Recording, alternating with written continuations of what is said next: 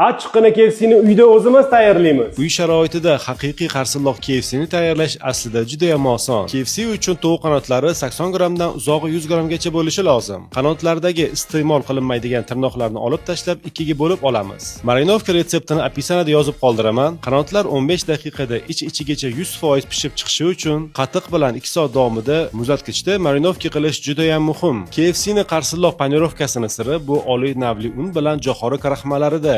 Batafsil retsept albatta opisaniyada bo'ladi. Yog' uvol bo'lmasligi uchun maxsus fritur yog'ida qovuraman, sababi ushbu yog'ni cho'kindilardan tozalab, qaytib yana ishlatish mumkin. Qanotlarni birinchi o'zimiz tayyorlagan un qorishmasida yaxshilab panirovka qilib olib, ana undan so'ng oddiygina suvga 3 soniyaga bo'ktirib olib, qaytib yana un qorishmasi bilan yaxshilab panirovka qilib olsak, ana o'sha biz sevgan qarsildoq xlopilar paydo bo'ladi. Yog'ni o'rta olovda qizdirib olib, qanotlarni solib, bir marta aralashtirib, qopqoqni yopib, olovni birozgina pasaytirib, 15 daqiqa davomida pishirib olsak, haqiqiy qarsilloq KFC'lar tayyor.